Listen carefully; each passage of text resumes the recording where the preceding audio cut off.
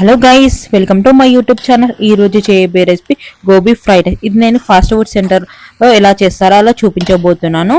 ఇందుకోసం నేను ఒక కాలీఫ్లవర్ తీసుకొని దానిని ఒక 5 మినిట్స్ పాటు వేడి నీళ్ళల్లో వేసుకున్నాను. ఆ తర్వాత ఈ కాలీఫ్లవర్ ముక్కలనేది ఒక బౌల్లో వేసుకొని ఇందులో 1 టేబుల్ స్పూన్ కారం, సాల్ట్, కొంచెం సాల్ట్, 1 టేబుల్ స్పూన్ జీలకర్ర పొడి, 1 టేబుల్ స్పూన్ మిరియాల పొడి వేసుకొని దీనిని ఇలా మంచిగా కలుపుకున్నాం. ఆ తర్వాత కొంచెం మైదా పిండి 1/2 కప్పు వరకు, కార్న్ఫ్లవర్ ఒక 2 స్పూన్ వరకు వేసుకుని దీన్ని మంచిగా ఇలా కలుపుకోవాలి. ఆ తర్వాత కొద్దిగా వాటర్ పోసుకుని దీన్ని ఇలా మంచిగా కలుపుకోవాలి. ఆ తర్వాత బాండి పెట్టుకొని ఇందులో ఆయిల్ పోసుకొని ఆయిల్ వేడెక్కిన తర్వాత ఇలా ఒక్కొక్కటిగా ఇందులో వేసుకోవాలి. ఇలా వేసుకున్న తర్వాత ఈ విధంగా ఫ్రై చేసుకోవాలి. ఇది ఫ్రై అయిన తర్వాత మరలా ఇదే బాండిలో ఆయిల్ పోసుకొని కొంచెం కరివేపాకు, పచ్చిమిర్చి ఒక 4-5 వేసుకొని దీన్ని మంచిగా ఫ్రై చేసుకోవాలి. ఇది ఫ్రై అయిన తర్వాత 1 టేబుల్ స్పూన్ అల్లం, సన్నగా తరుక్కున్న ఆనియన్స్ వేసుకొని దీనిని ఇలా మంచిగా ఫ్రై చేసుకోవాలి.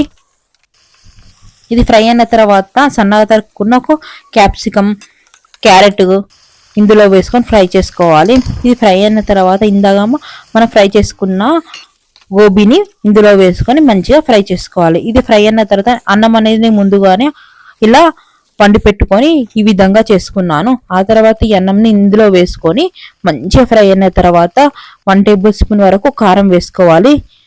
టేస్ట్కి సరిపడే సాల్ట్ వేసుకోవాలి. ఆ తర్వాత 1 టేబుల్ స్పూన్ వరకు మిరియాల పొడి, చిటికెడు గరం మసాలా వేసుకొని మంచిగా ఫ్రై చేసుకోవాలి. ఈ విధంగా కలుపుకొని మంచిగా ఫ్రై అవుతుంది. ఇక్కడ నేను ఒక చిన్న కప్పు వరకు సోయా సాస్ తీసుకున్నాను. నేను ఇక్కడ వెనిగర్ బదులు ఒక నిమ్మకాయ పిండుకొని ఈ విధంగా వేసుకొని కలుపుకుంటున్నాను.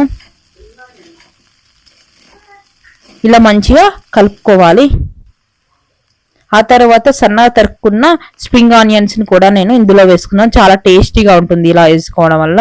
ఆ తర్వాత సన్నగా తరుక్కున్న కొత్తిమీర ఒక కప్పు వరకు వేసుకొని దీన్ని మంచిగా కలుపుకోవాలి.